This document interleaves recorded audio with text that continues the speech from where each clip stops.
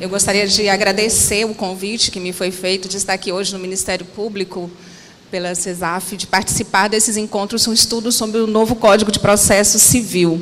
E a importância de a gente estar pensando a aplicação do novo Código de Processo Civil, na realidade a gente falar do atual Código, senão daqui 10 anos a gente está falando de novo, de nós pensarmos um novo paradigma, que a gente tem um novo código, nós temos um código atual, e a gente precisa construir esses novos paradigmas a partir do que nós temos. E para que a gente possa pensar esses novos paradigmas, é que nós estamos aqui hoje com o doutor Vicente de Paulo, que vai nos falar sobre Ministério Público e cooperação. Algo que, para nós, né, na atuação processual, e eu falo principalmente em razão da minha atuação funcional como magistrada, esse dever de cooperação é algo que causa, principalmente aos magistrados, uma certa estranheza de você estar trabalhando em um processo que você acaba tendo que conceber uma relação linear. E esse é o nosso desafio, né? De você ter as partes e chamá-las as partes a participar de um processo a partir de uma boa-fé objetiva dentro da atuação processual e assegurando-se com isso um contraditório substancial. Eu acredito que o que o Vicente vai trazer para a gente vai nos enriquecer muito, né, com essa nova perspectiva com o processo civil. Com a palavra, Vicente. Muito bom dia a todos. Minha queridíssima Túlia, me permito chamar assim, Túlia, porque somos amigos aí já, posso dizer que de longa data. É um prazer muito grande poder retornar a Palmas e retornar ao Ministério Público. Quero expressar todo o meu agradecimento pelo convite de poder retornar a esse segundo ciclo, né, já que nós tivemos aí a oportunidade de participarmos também aí do primeiro ciclo de estudos sobre o novo Código de Processo Civil, e por isso eu gostaria de agradecer ao José Maria, o diretor aqui do Centro de Estudos e Aperfeiçoamento Funcional do Ministério Público de Tocantins, pelo convite, pela organização, né, pela logística. E falando em logística, também o Geraldo, né, a organização fundamental, o apoio fundamental, os nossos contatos pelo WhatsApp e outros meios de comunicação que permitiram aí, né, ficamos aí gestando este segundo ciclo aí durante alguns meses.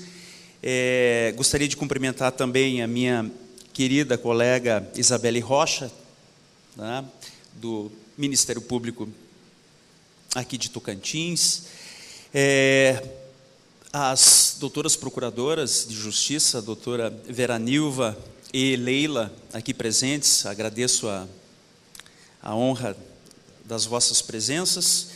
Quero cumprimentar os meus colegas promotores de justiça, a doutora Maria Carolina, que hoje estou conhecendo aqui do MP de Minas Gerais, os colegas do MP de Tocantins, advogados, estudantes de graduação, enfim, todos nós que ainda estamos ansiosos com a entrada em vigor desse novo Código de Processo Civil, agora, neste segundo ciclo, um pouquinho diferente, talvez, porque já está em vigor. Nós só tínhamos alguns prognósticos, né, no ano passado, em novembro, quando estivemos falando no primeiro ciclo. Agora, não sei, Túlio, o que mudou? Né? Eu lamento são coisas que a gente tem pouca disponibilidade. Hoje eu sou juiz federal de turma recursal de Juizado Especial Federal, atuando numa turma recursal especializada em direito previdenciário. Então eu ainda não... Juizado Especial, que é bem refratário ao novo CPC. E ainda em matéria exclusivamente previdenciária, eu ainda não pude, pessoalmente, fazer qualquer tipo de laboratório. Não, qualquer tipo não, alguma coisa, o novo CPC em matéria de votos, contraditório, fundamentação, embargos declaratórios, a gente sente o impacto. A gente teve que mudar alguns textos, fazer uma nova estética de votos. Eu, pessoalmente, fiz uma revisão dos votos,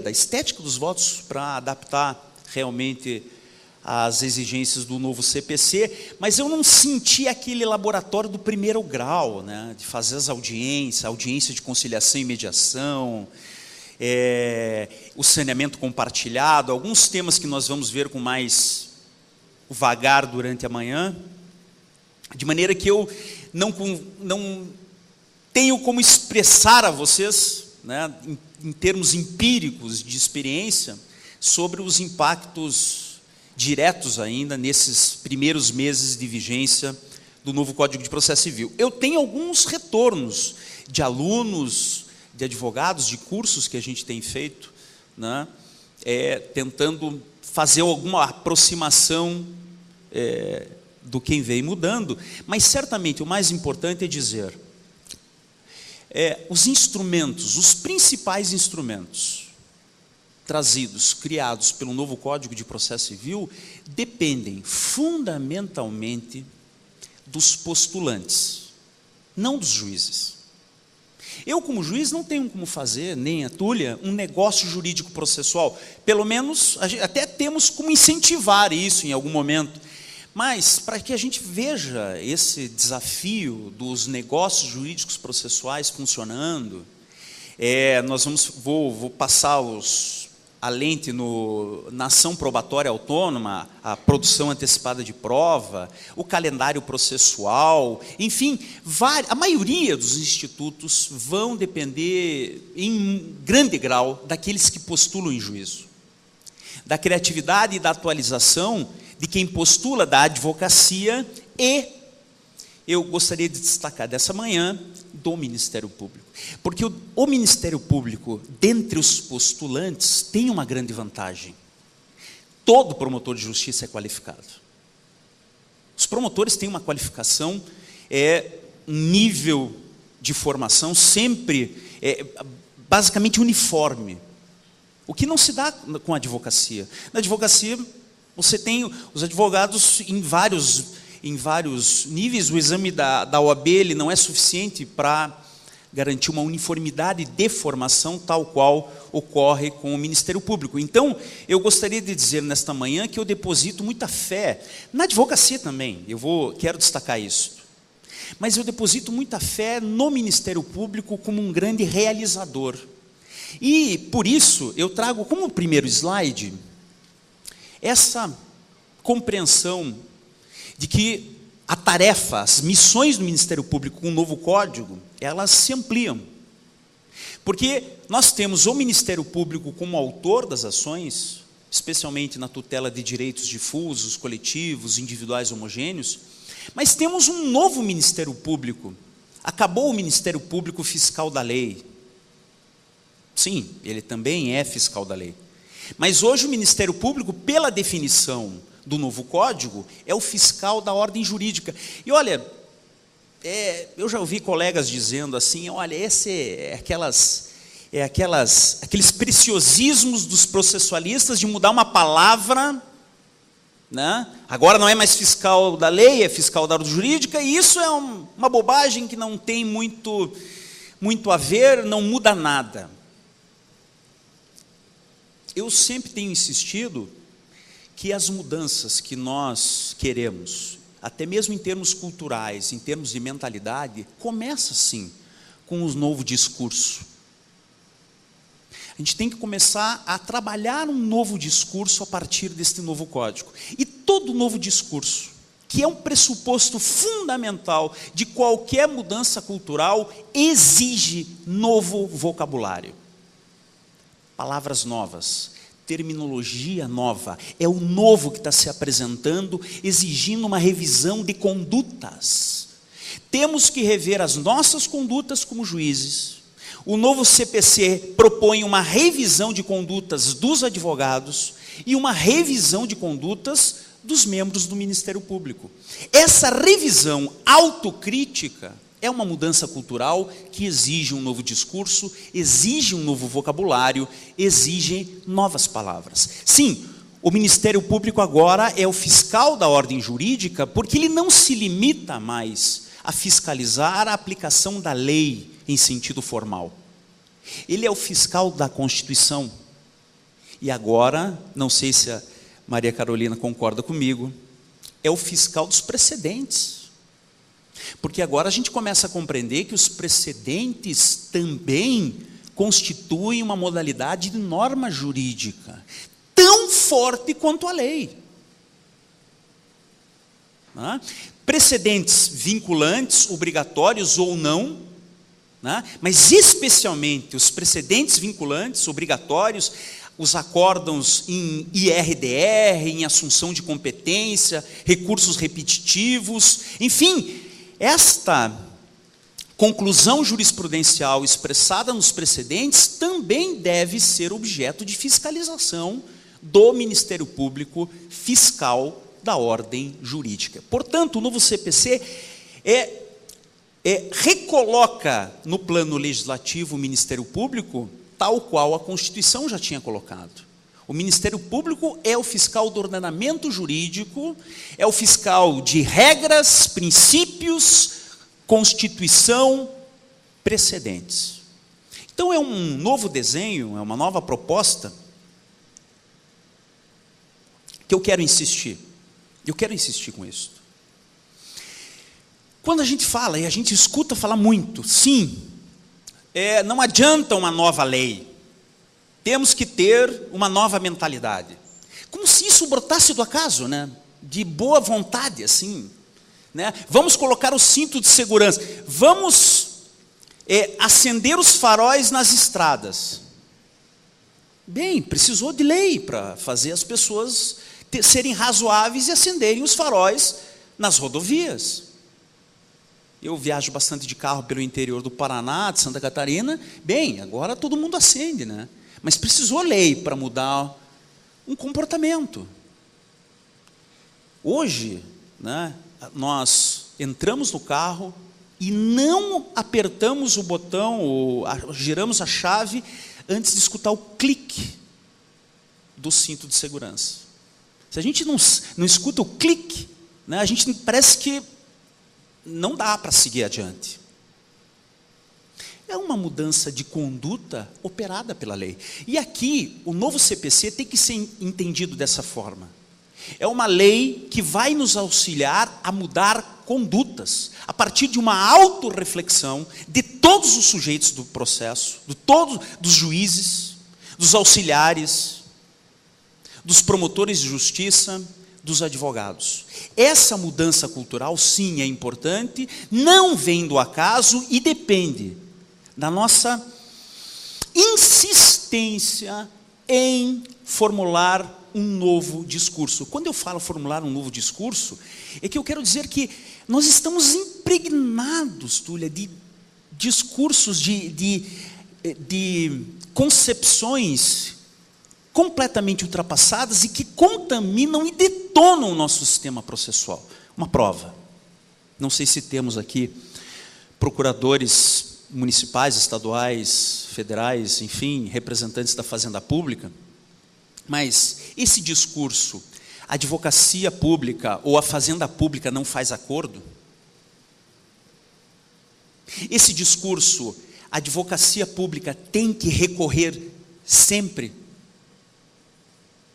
Esse tipo de discurso, né, tem trazido problemas seríssimos para o sistema de processo, para o sistema processual civil.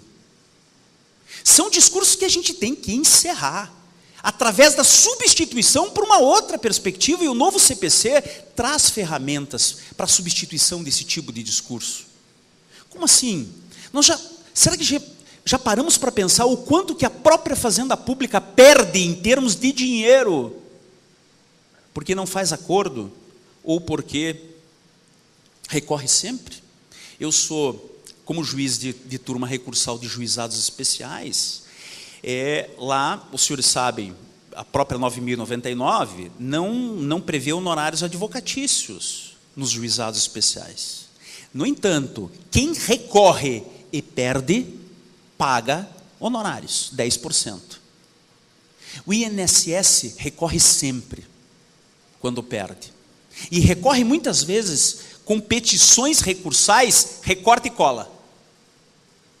O nosso índice de reforma de sentenças, pelo menos na segunda turma recursal do Paraná Federal, é de 10% a 15%, se for isso. E os caras recorrem sempre e perdem 10% a todo recurso. Esse dado de análise econômica do direito, quando o Ministério da Fazenda levar a sério isto e conversar com a Advocacia Geral da União, os caras perceberem o quanto que estão perdendo de dinheiro por recorrerem, por insistirem nesse discurso defasado, talvez comecem a perceber que tem que mudar esse discurso. E o mesmo acontece em relação aos acordos. Esse papo de que, não vou mandar ofício para o juiz, não vou para a audiência de conciliação e mediação, assim, a priori, sem especificar o caso concreto, isso é conspirar contra as propostas do novo Código de Processo Civil, essas propostas de mudança de discurso, para alimentar novas condutas que nos tirem deste atraso, dessas insuficiências. E, meus caros, enquanto, isso nós vamos falar com mais devagar, enquanto tivermos 105 milhões de processos, agora são 105, porque ano passado eu falava, estamos chegando aos 100 milhões. Não, já ultrapassamos essa marca. 105 milhões de processos impedem qualquer prestação jurisdicional de qualidade. Túlio?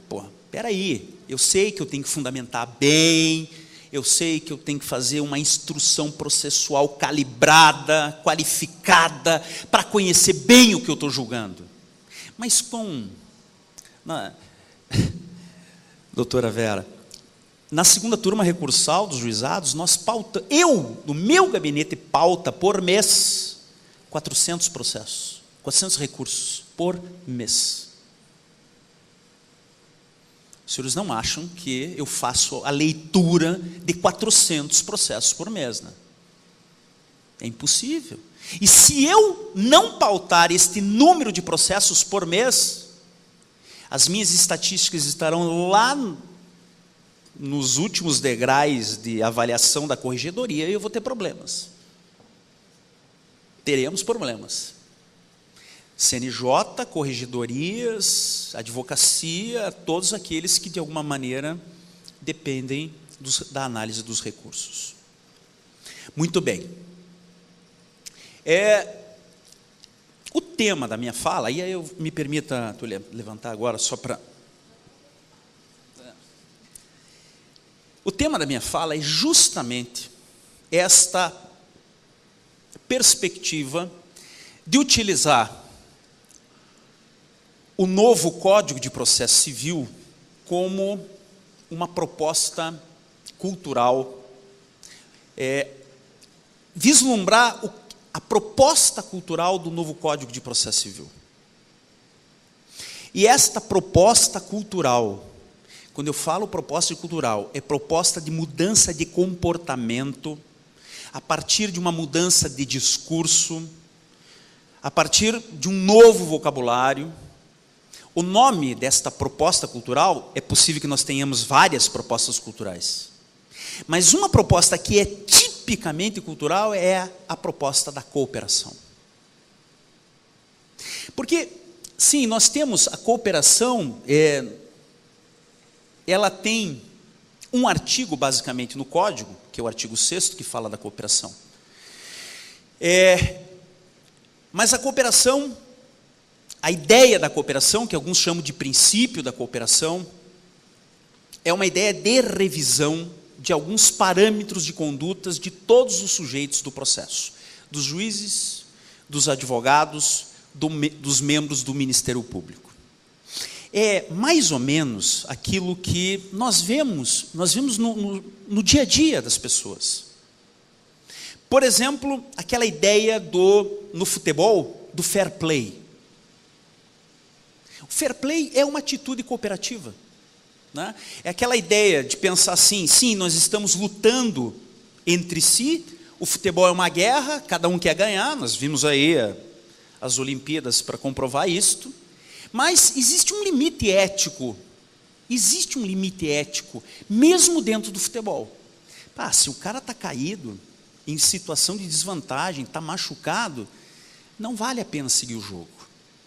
Eu quero ganhar, eu tenho raça, dedicação, vou atrás da bola, mas não à custa do sofrimento do colega de profissão, daquele jogador que está machucado. Isso nos provoca uma conduta de jogar a bola para o escanteio não, mas para a lateral, né? Para possibilitar a recuperação daquele jogador e a retomada do equilíbrio, da paridade de armas dentro do futebol. O fair play é cooperação. Aliás, a cooperação é algo do nosso dia a dia. Eu estava falando das estradas, né? Quando você está precisando fazer uma podagem e o cara do caminhão na tua frente pega e te dá aquele sinal de luz dizendo, pode podar que está livre. Ele não é obrigado a fazer isso. Não existe nenhuma regra de trânsito que exija esta colaboração do caminhoneiro que está na tua frente. Como não tem nenhuma regra que te coloque o dever de, após fazer o lanche no shopping center ou no lugar onde você estiver, pegar a bandeja e levar lá deixar em cima lá, colocar no lixo, jogar no lixo e deixar a bandejinha em cima. A cooperação faz parte da nossa cultura. A cooperação a cooperação é algo rotineiro, que talvez a gente não se perceba. O grande desafio que o novo código traz é trazer a cooperação para dentro do sistema de justiça. Trazer a cooperação, que é um dado cultural, para dentro do sistema de justiça. Eu vou pular que ficou um pouco vermelho, concordo que não deu para ler muito bem, mas enfim. Esta ideia da cooperação, ela está dentro de um grande projeto do novo Código de Processo Civil, que é uma proposta de mudança da maneira de ver as instituições processuais e de criar soluções para o dia a dia do processo.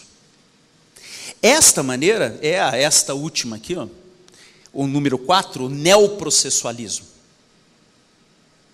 Ainda controverso, ainda em construção, mas o que significa esta ideia do neoprocessualismo, que lá no Rio Grande do Sul, o Daniel Mitidiero, o Carlos Alberto Alvaro de Oliveira chamam de formalismo valorativo. Esta é uma das grandes propostas do novo código, uma renovação metodológica que nos permita reconstruir as regras processuais, rever a estrutura do nosso formalismo processual a partir de novos valores. Por isso, formalismo valorativo, revisão do nosso formalismo, do formalismo das regras e princípios processuais a partir de novos valores. Uma imantação do formalismo a partir de novas referências. Quais referências? As referências estabelecidas pela Constituição.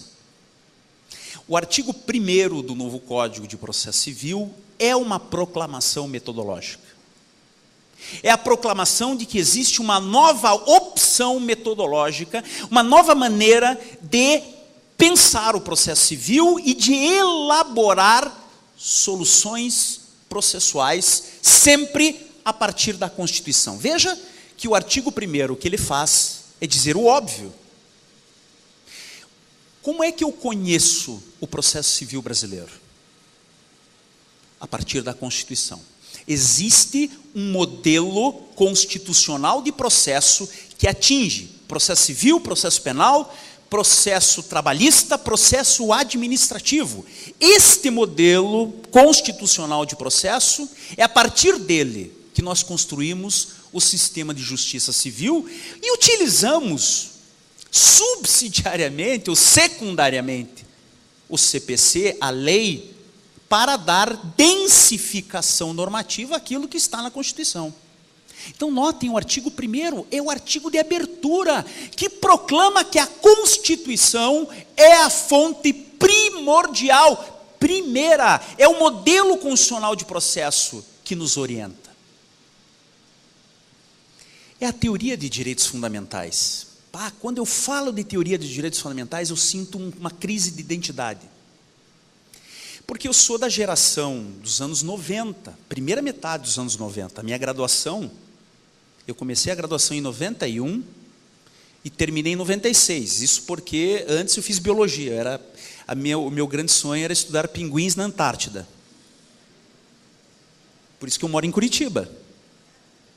Saí de Curitiba com 1 grau positivo.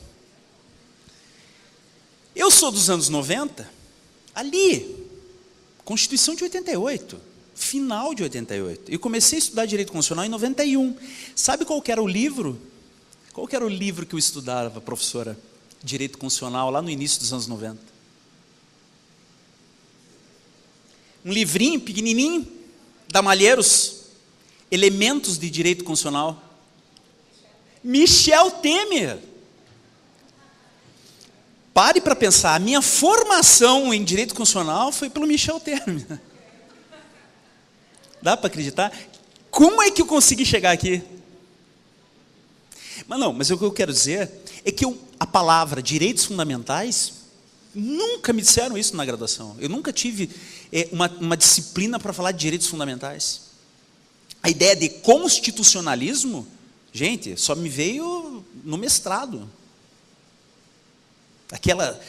Os avanços do constitucionalismo, princípios e regras como normas, cláusulas abertas, conceitos jurídicos, a força normativa da Constituição, tudo, eu estudava lá, normas programáticas, normas de eficácia contínua, era isso o meu direito constitucional.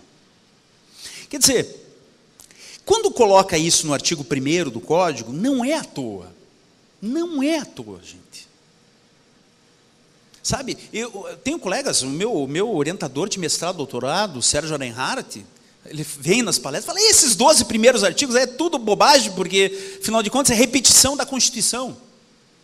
Mas a gente tem que perceber que, no nosso sistema de civil law, nós fomos formados para ler a lei, né? A gente precisa ver escrito, se não está escrito, não tá no mundo, né? E, mais uma vez eu digo, aqui é a questão de você formar um novo discurso. Tem que estar escrito para nós ali, para que a gente amadureça o nosso pensamento. E agora, 2016, temos um código que diz que realmente é a Constituição que vale, tudo mais deve se submeter ao texto constitucional. Então, neste momento em que estamos vivendo a emergência de um novo Código de Processo Civil, a proposta fundamental é um neoprocessualismo. É uma revisão de tudo que nós aprendemos, uma desconstrução, talvez, daquilo que aprendemos na graduação em outros momentos, para refazer tudo de novo. Nós precisamos refazer.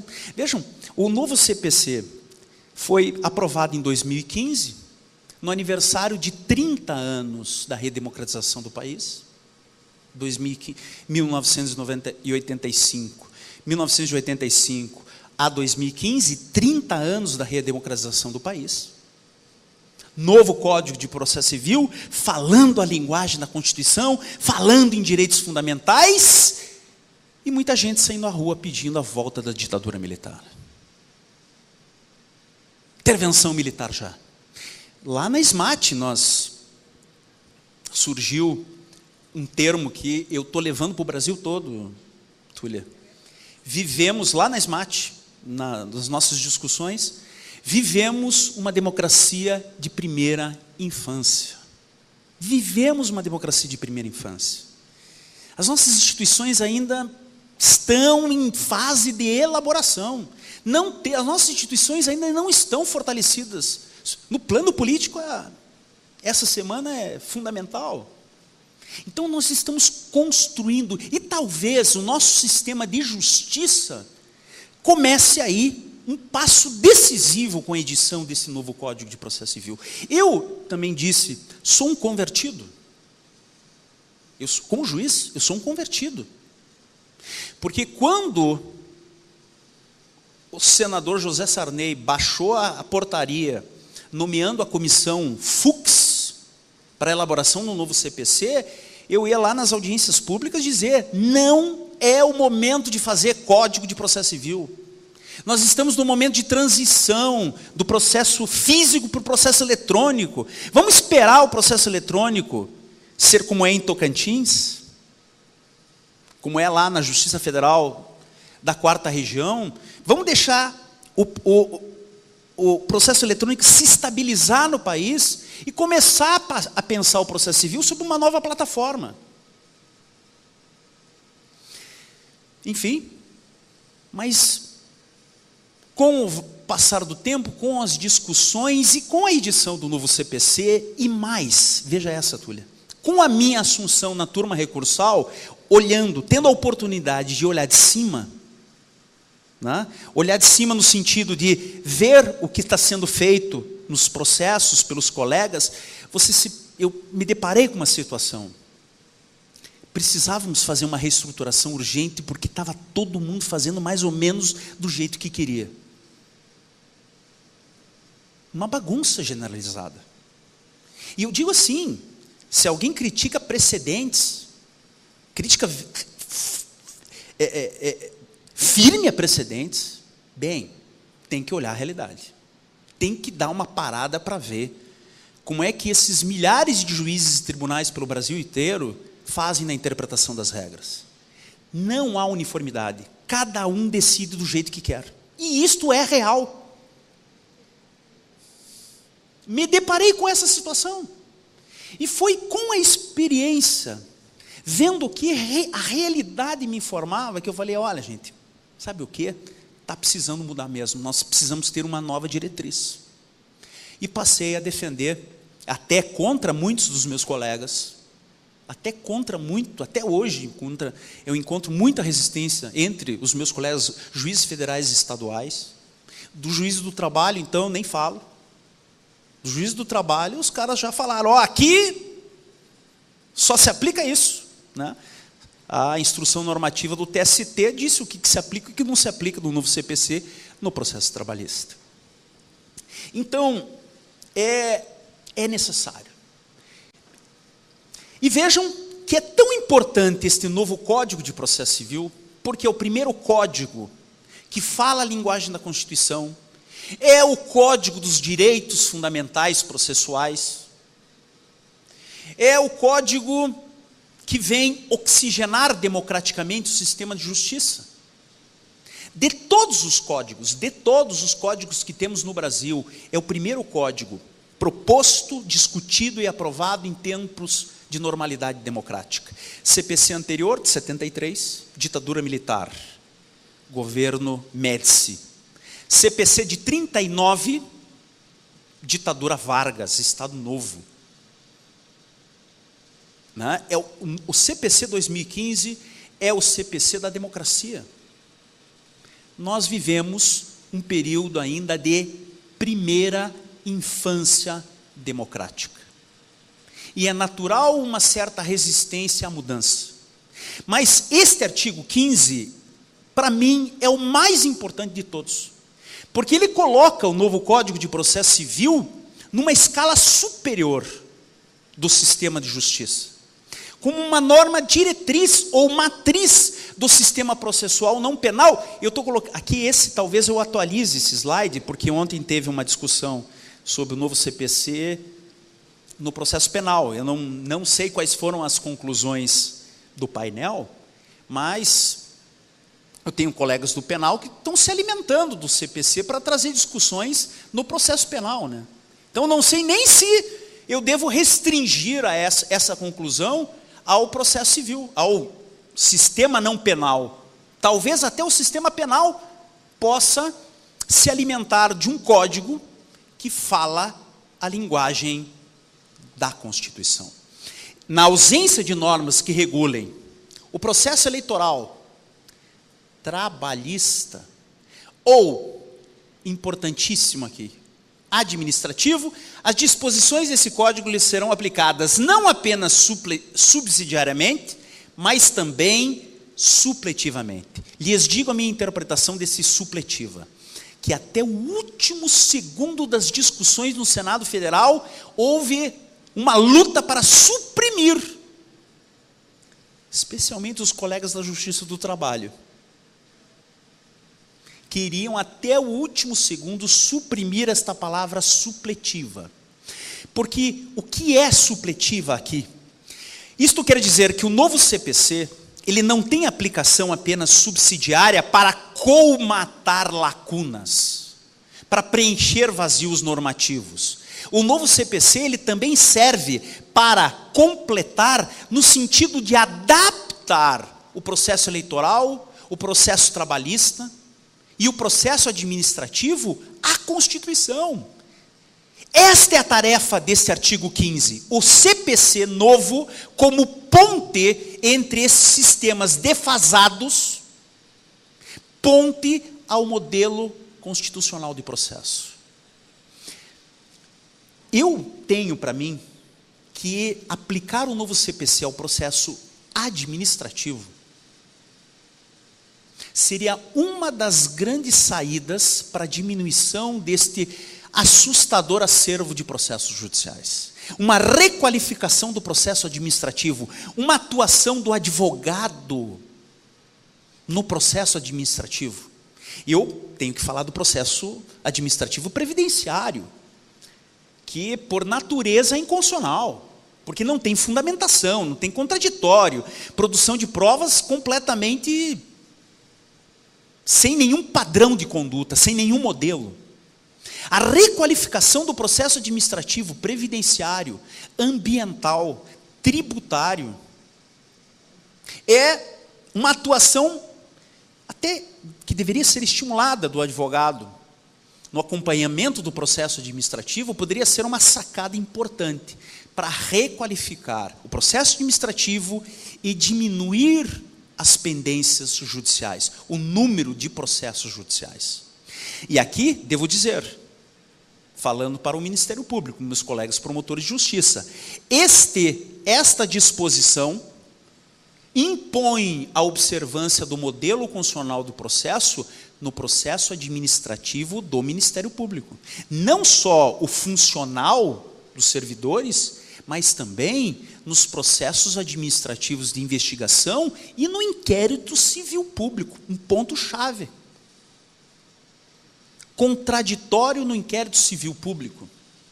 A produção de provas no inquérito civil público por contraditório, e nós vamos ver o quanto que isso é importante. Para utilizar as provas produzidas no inquérito civil público no processo judicial. Se nós aplicarmos o modelo constitucional de processo no inquérito civil público e nos procedimentos administrativos investigatórios, nós poderemos requalificar esses processos para serem mais eficazmente utilizados no processo judicial.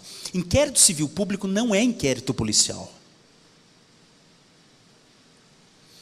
E este ponto, eu diria, não é uma opção do Ministério Público. É um dever. Porque agora é imposto pelo novo Código de Processo Civil, fundamentação e contraditório nas conclusões e na presidência dos inquéritos civis públicos, com um dado de eficiência. Aumenta a possibilidade de utilização das provas e conclusões dos inquéritos civis públicos, não só para as ações civis públicas, mas para alicerçar os termos de ajustamento de conduta. Muito bem. A cooperação está dentro, é uma proposta fundamental do neoprocessualismo.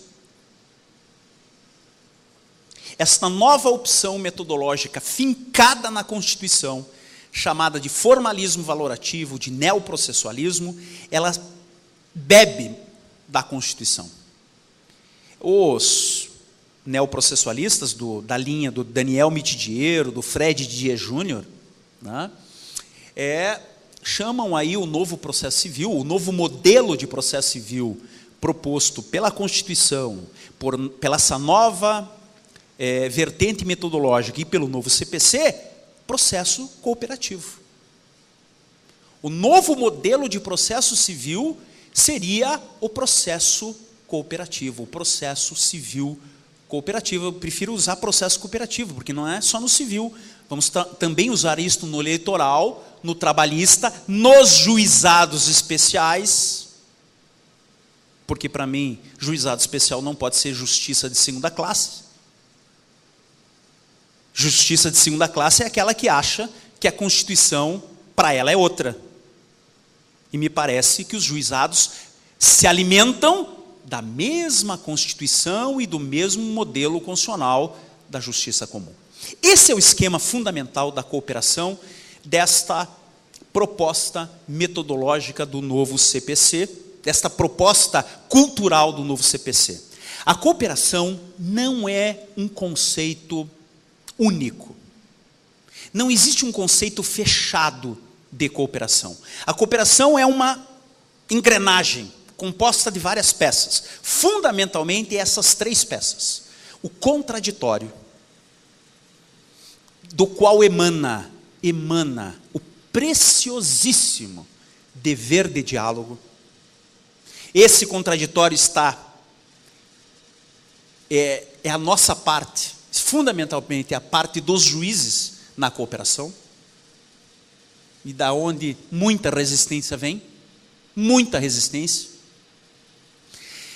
E boa fé também implica os juízes, mas conclama os postulantes.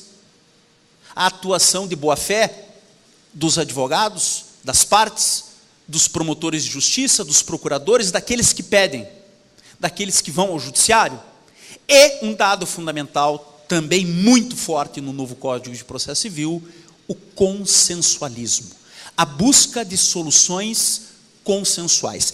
Estes 3 vértices, esses 3 dados, esses 3 valores, essas 3 metas, compõem o processo cooperativo. Então, a partir delas, emanam vários instrumentos que os senhores precisam conhecer. Precisam conhecer por 2 razões. Primeiro, para controlar. Os senhores promotores de justiça, a advocacia também, mas eu, falando aqui na casa do Ministério Público, os fiscais da ordem jurídica têm que controlar a cooperação, controlar o contraditório. A primeira necessidade de se saber sobre a estrutura da cooperação é o controle do processo cooperativo. Ele precisa acontecer. E os postulantes, o Ministério Público e a advocacia precisam cobrar essas novas engrenagens que montam o processo civil cooperativo. E de outra parte, é preciso conhecer esses instrumentos que emanam do processo cooperativo para inovar. Eu tenho dito, quando falo para a plateia mais repleta de advogados, eu digo, os advogados têm novos produtos a oferecer. Um know-how diferenciado. Eu tenho ouvido os próprios advogados falando, o novo CPC, para os bons advogados, é repleto de possibilidades. Pode fazer uma diferença gigantesca. Mas quando eu falo bons advogados, ou bons postulantes, eu quero dizer, aqueles que estão atualizados e que ousam propor as novas experiências. Mas para que os senhores possam utilizar esses novos instrumentos, a primeira questão é saber que eles existem. Mas, falando aqui para os postulantes, Ministério Público e advocacia, são os senhores que decidem o caminho a ser adotado. O que fazer quando existe um litígio? quando existe um conflito? Qual providência adotar? Agora, o princípio da cooperação, esse é um dado, Maria Carolina, que eu trago pela primeira vez em palestra, porque esse é um tema de um livro que eu estou escrevendo. A cooperação que se quer, ela não se restringe apenas ao processo judicial. Quando falamos em cooperação, temos que pensar também numa cooperação que vem antes, uma cooperação extrajudicial, uma cooperação pré-processual com o sistema de justiça. Mais uma vez, quem decide o que fazer para solucionar o litígio são os promotores e advogados, não são os juízes. Nós somos inertes, nós temos que ficar esperando o que é decidido, o que a parte vai fazer, através do seu procurador. Pois bem, num sistema processual com mais de 100 milhões de processos, num sistema processual comprometido, em que os juízes não podem pensar adequadamente em cada caso, em que os juízes não conseguem fazer instruções processuais adequadas, não produzem as provas necessárias, a discussão não é qualificada, o juiz sentencia quase que automaticamente, quando não o faz exclusivamente pela assessoria. Nós temos que possibilitar uma retomada da atividade judicante como uma atividade de reflexão, de meditação, de fundamentação, de conflito, de sofrimento. O juiz tem que poder voltar a ser juiz. Hoje, convenhamos, né? Os juízes são mais gestores, supervisionadores do que juízes. E nós somos, mais uma vez eu repito, cobrados por estatísticas. Se eu conseguir dar vazão aos meus processos e mantiver a linha dos meus processos em dia, bem, é nisso que eu vou ser cobrado. Agora, a qualidade da minha atividade jurisdicional não é questionada, excepcionalmente pelos advogados e pelos membros do Ministério Público. Mas se o negócio não é muito grave, recorram. Os recursos dão conta desse problema. Então, a cooperação pré-processual significa o que eu, postulante, o que eu, promotor de justiça, o que eu, advogado, posso fazer para colaborar com a diminuição do número de processos, sem comprometer a justiça, sem comprometer a proteção jurisdicional. Não é diminuir processos simplesmente diminuindo acesso à justiça, não é isto. Mas se não houver uma colaboração coletiva, um pensamento racional de como diminuir o número de processos, não haverá jeito. Isso aqui será uma mera quimera. Essa fundamentação que queremos, a gente não vai conseguir atingir. As promessas do novo CPC exigem um novo ambiente, com um número mais razoável de processos por juiz, e não adianta pensar em aumentar o número de juízes, número de fóruns, número de comarcas, o gigantismo estatal, a crise, não tem dinheiro para tudo isso. Até que ponto? Até quando, né, Túlio, nós vamos conseguir remunerar adequadamente juízes e promotores? E aí depois não entendem porque saem aí as escapadas de auxílio moradia e etc. Então, eu concito-vos a pensar sobre a cooperação pré-processual. O que podemos fazer? De que não existem outros caminhos para a solução dos litígios? No âmbito do Ministério Público, né, há necessidade sempre de radicalizar o inquérito civil público como maneira de possibilitar os termos de ajustamento de conduta. Convenhamos, não é possível pensar em ajuizar as ações civis públicas sem tentar até o último segundo um termo de ajustamento de conduta. O termo de ajustamento de conduta é a solução do litígio, e sem aquela cláusula de o não cumprimento do termo de ajustamento de conduta ensejará a propositura de ação civil pública. Você já tem o título executivo. Bem, é possível executar o título executivo. Mas é preciso que o Ministério Público tenha, e eu sei que tem, mas é preciso sempre pensar, antes de ajuizar ação civil pública ou outra ação, se não é possível resolver isto de forma consensual, através dos termos de ajustamento de conduta, as recomendações que eu sei que o Ministério Público do Tocantins pratica com bastante intensidade, o atendimento ao público na diminuição das ações individuais. Quantas vezes eu, como promotor de justiça em Rondônia, assinei os pactos de bom viver, pactos de boa vizinhança, resolvia muitos problemas.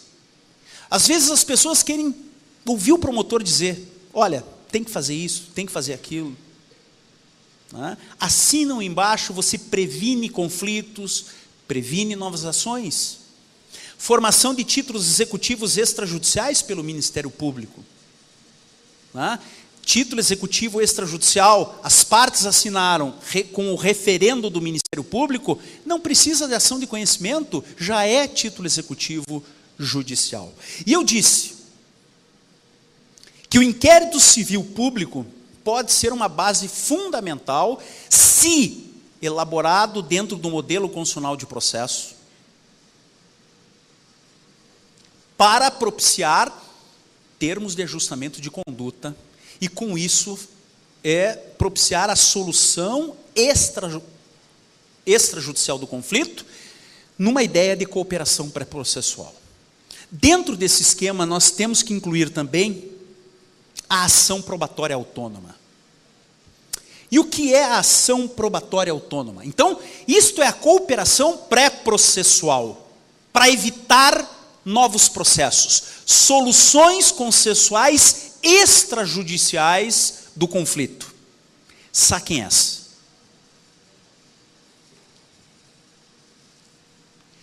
Esta produção antecipada de prova deixou de ser medida cautelar. Não é mais medida cautelar. Ela vem sendo chamada de ação probatória autônoma e que é um dos instrumentos mais relevantes para qualificar a decisão do postulante, do advogado, ou mesmo do Ministério Público, naquela decisão de o que fazer. A inspiração desse artigo 381 é nitidamente do direito do processo civil americano, em que há uma produção de provas pelos próprios advogados, e com base nas provas produzidas, são realizados os acordos. Todos sabem que no sistema de justiça civil americano, o índice de acordos é de 80% a 90%. Poucas ações chegam a julgamento. Mas isto tem um dado fundamental, não só cultural americano. É que nos Estados Unidos, os advogados já produzem as provas antecipadamente e têm uma perspectiva do que será, de quais são os fatos, de o que seria uma previsão, um prognóstico do futuro julgamento. E esta possibilidade agora é aberta pelo novo CPC, através da ação probatória autônoma, que é bem mais ampla do que a antiga produção antecipada de prova. A antiga produção antecipada de prova, baseada no periculo in mora, é o inciso 1. A produção antecipada da prova será admitida nos casos em que haja fundado receio de que venha a tornar-se impossível, muito difícil, a verificação de certos fatos na pendência da ação. Esta era a produção antecipada de prova como medida cautelar. Agora vejam, advogados, e aqui mais os advogados, porque me parece que o inquérito civil público do Ministério Público pode servir de uma maneira muito parecida com a ação probatória autônoma, desde que o contraditório e o modelo constitucional de processo também seja aplicado ao inquérito civil público. Mas aqui, é claro, o grande detalhe, a produção antecipada da prova é feita em juízo.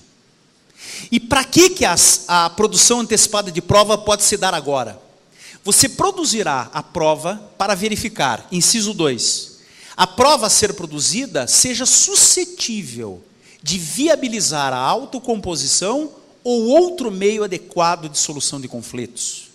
Ou ainda, o prévio conhecimento dos fatos possa justificar ou evitar o ajuizamento da ação. Por que eu coloco a ação probatória autônoma dentro da cooperação pré-processual? Tudo bem, ela vai ser produzida em juízo. No entanto, não há valoração desta prova, não há discussão sobre essa prova, ela simplesmente é produzida e entregue para o advogado ou, eventualmente, para o promotor de justiça. Produz a prova pericial. Produzida a prova pericial, sob contraditório, com todo o rigorismo do modelo constitucional de processo, entrega-se a perícia antecipadamente feita para o advogado ou para o promotor de justiça. E aí ele vai decidir o que fazer. Veja, neste modelo cooperativo, os advogados têm que conversar. Neste modelo cooperativo, nós temos que acabar com esse discurso, mais um discurso que tem que ser feito, que advogados de partes contrárias não podem conversar entre si, ou que só conversam no corredor do fórum. E eu diria mais, o Ministério Público vai conversar com os advogados vão conversar com o Ministério Público antes do processo. Boa fé, não tem nada, a gente tem que tirar qualquer máscara de que isto viola algum dever ético. Nesta cooperação pré-processual, que é fundamental, nós teremos uma qualificação da proposta de acordo. Nós não vamos fazer um acordo de mãos vazias. Os advogados escutem aqui. O advogado vai poder, de forma justificada, convencer o cliente que não vale a pena entrar com a ação. A prova já mostrou, olha, meu caro, lamento, mas você não tem direito a probabilidade de êxito é quase zero. Olha a prova que foi produzida, a gente estava lá, nós vimos a testemunha falar. E por que eu coloco isto na cooperação pré-processual? Porque disto não tem recurso para o Supremo, não tem ação rescisória, não tem todo aquele desenvolvimento da fase de conhecimento, não tem contestação. É simplesmente a produção de prova para evitar mais processos, para estimular o número de acordos. Eu quero aqui rogar aos meus colegas advogados e promotores de justiça. Intensifiquem, nós temos que fazer um laboratório disto. Temos que colocar para funcionar. Os senhores decidem o que fazer. E nesse momento, o novo CPC traz um instrumento valiosíssimo para requalificar a vossa decisão e, assim esperamos, contribuir para a diminuição do número de processos ou, eventualmente, diminuir o prazo dos processos. Porque você vai, com uma prova antecipada desta produzida, para a audiência de conciliação e mediação. Vai com a prova antecipada na audiência de conciliação e mediação, se precisar processo, é um outro nível de discussão. Fundamental pensarmos este instrumento, que tem todo um regramento aí no CPC, e que valeria até uma manhã só para falar desse tema. Agora, na cooperação judicial, daqui a pouquinho já dou o primeiro intervalo, nós vimos lá, que lá em cima, no vértice superior da pirâmide, está o contraditório. O contraditório tem sede constitucional e é o grande desafio para a redemocratização do processo judicial brasileiro, para oxigenar, para relegitimar as decisões judiciais. Mas esse contraditório, ele precisa ser novamente compreendido. Este contraditório não é o diga ao autor, diga ao réu, desse vista ao Ministério Público. Este contraditório, ele é o direito e o dever de diálogo, ele é a participação das partes. Escutem, meus colegas, as partes, durante toda a fase metodológica do instrumentalismo, a participação das partes foi minorada, desprezada pelo agigantamento da jurisdição. A jurisdição ocupou o centro da ciência processual e colocou para escanteio a participação das partes. E agora este novo contraditório, o novo contraditório que é o mesmo, que agora é radicalizado no novo CPC, ele quer fundamentalmente resgatar a participação das partes. Porque num sistema em que os juízes não são eleitos, a única maneira de legitimar democraticamente as decisões judiciais é radicalizando a participação das partes na própria construção das decisões. As partes participam da construção da própria decisão judicial. Participam. As partes participam da produção da decisão judicial? Quem produz a decisão judicial? Quem decide? Narra-me factum, dabut bius. Se vocês me narrarem os fatos, eu revelarei o direito. Iura novit curia. Nós sabemos o direito, nós juízes somos iluminados, somos oráculos. Se forem juízas, pitonisas, nós aprendemos isso desde a graduação. Agora nós temos que mudar esta visão que temos da decisão judicial. A decisão judicial não é este ato solitário de um semideus que está esperando uma revelação transcendental divina. O juiz decide de acordo com os argumentos que os senhores produzem. E aqui está a essência do contraditório. Eu tenho, num sentido formal, um contraditório que me impõe o dever de ouvir melhor, mais, a todo momento. E também, em sentido material, um contraditório que me obriga a levar em consideração o que vocês têm para dizer. A levar em consideração os vossos argumentos, as vossas versões, as suas alegações de fato e de direito, porque de nada adianta ouvir, dar a oportunidade para dizer e não levar a sério, não refletir sobre aquilo que as partes têm para dizer. Eu tenho certeza, eu já sou há 14 anos magistrado federal, perdi um pouco, já perdi o meu contato com a postulação, mas eu tenho certeza da frustração que deve ser, para dizer o mínimo,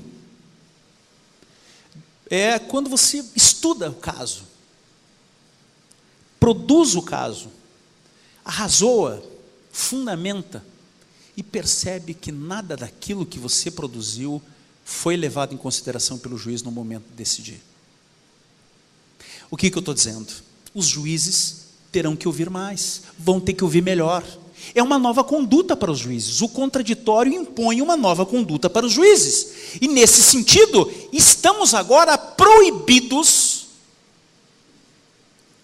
de emanar, de proferir as chamadas decisões surpresa. Este termo, os senhores têm que levar aos 4 cantos da terra. Decisão surpresa tem que contaminar o nosso discurso, porque é uma maneira de constranger aqueles juízes que não se perceberam ainda da importância do contraditório, da participação. Nós estamos proibidos de proferir uma decisão, uma sentença, um acórdão, sem que você participe da produção dessa decisão, sem que a gente compartilhe esse debate, sem que o fato e o direito sejam objeto de uma discussão dentro do processo. A prova de que o discurso é importante. A prova de que o discurso é importante. Antes destes artigos, nós juízes, podíamos decidir as chamadas matérias de ordem pública sem ouvir ninguém.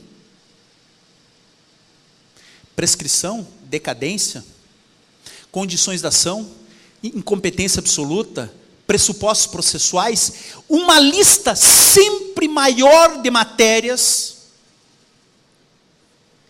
a cada dia maior, que nós juízes podíamos decidir de ofício. E olhe como que nós construímos o discurso. O discurso foi construído de maneira a associar, decidir de ofício como sinônimo de decidir sem ouvir. Prescrição, o juiz pode decidir de ofício. Isso significa o quê? Que ele pode decidir sozinho, sem ouvir autor e réu, a qualquer momento do processo. Gente, me permitam, eu vou fechar esse primeiro bloco, para vocês, para dar um intervalo e a gente continuar. Eu tenho um testemunho aqui. Eu falei que eu sou um juiz convertido. Na turma recursal, uma das matérias mais comuns no direito previdenciário é a revisão da renda mensal inicial. E eu sei que isso a Justiça Estadual também sabe, né? Tem as ações previdenciárias que também estão na Justiça Estadual. Revisão da RMI, renda mensal inicial. Problema: esta revisão, a lei, o artigo 103 da Lei de Benefícios, impõe um prazo decadencial de 10 anos. Tem um prazo decadencial para o exercício do direito de revisar a renda mensal inicial. Tudo bem. Decadência, matéria de ordem pública. Eu estou há cerca de 3 anos na turma recursal. Quando entrei, assinei vários votos reconhecendo decadência. De ofício. Sem ouvir ninguém. E muitas vezes, sem que sequer o próprio INSS no recurso ou na contestação suscitasse a decadência. Gente, o depoimento que eu quero dizer para vocês é que quando eu me toquei disso, eu me senti um constrangimento e uma vergonha de ter feito aquilo, de ter assinado aqueles... Porque era assim, você entra, né, no novo ali, você não vai mudar entendimentos que já estavam...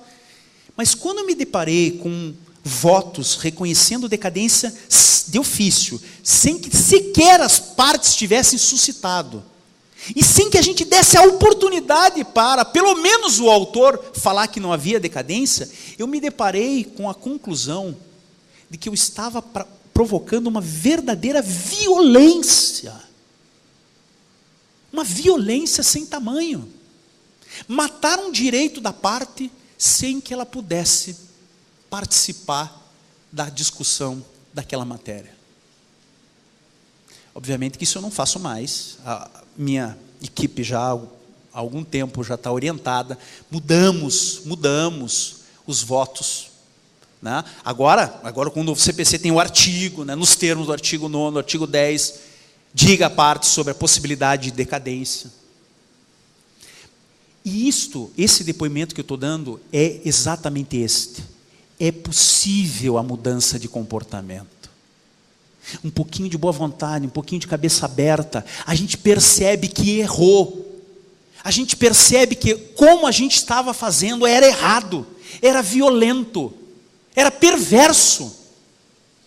E o pior, nunca nenhum advogado,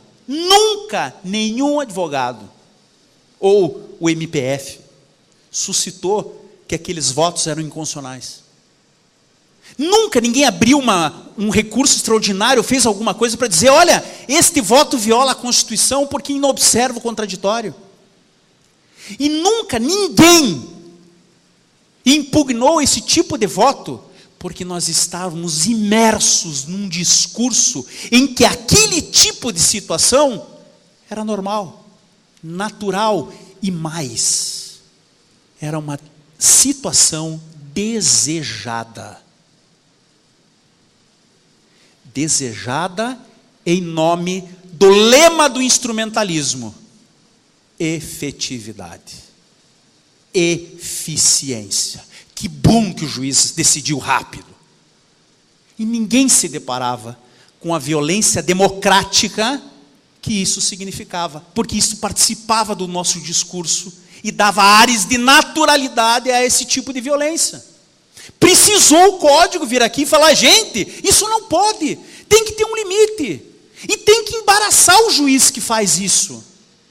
Eu me senti embaraçado, me senti envergonhado, quando me deparei. Ninguém falou para mim, isso que é incrível, ninguém veio me avisar. É isso que eu disse, que o Ministério Público e a advocacia tem que controlar isso, tem que avisar, tem que dizer: senhor juiz, a sua decisão é surpresa, é autoritária.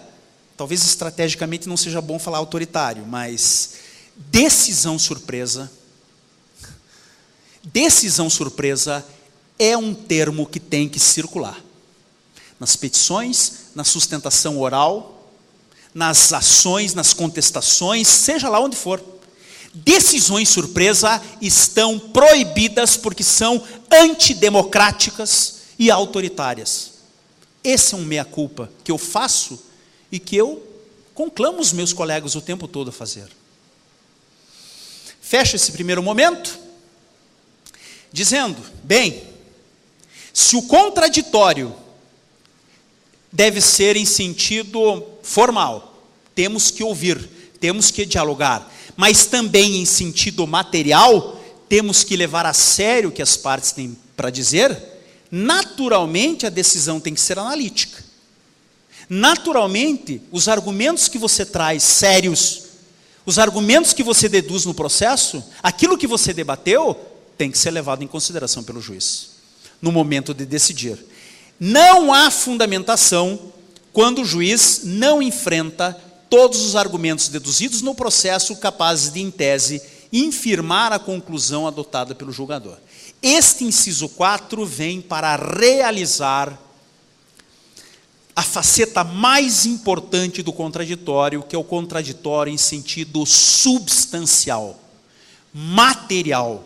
É o juiz levando a sério, considerando os argumentos deduzidos no processo pelas partes. É a garantia da efetiva participação. E vejam, aqui,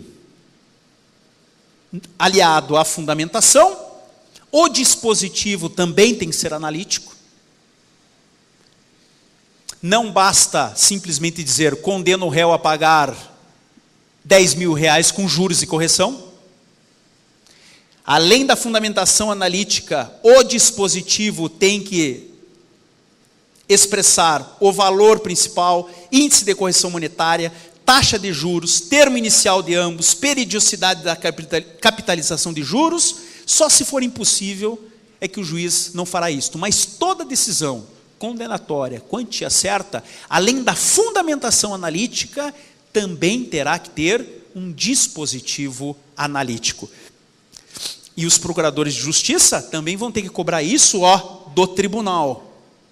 O disposto no caput também se aplica quando o acórdão alterar a sentença. Qual que é a sacada desse dispositivo analítico? Acabar com o problema do excesso de execução, que é um dos grandes empecilhos na parte de execução.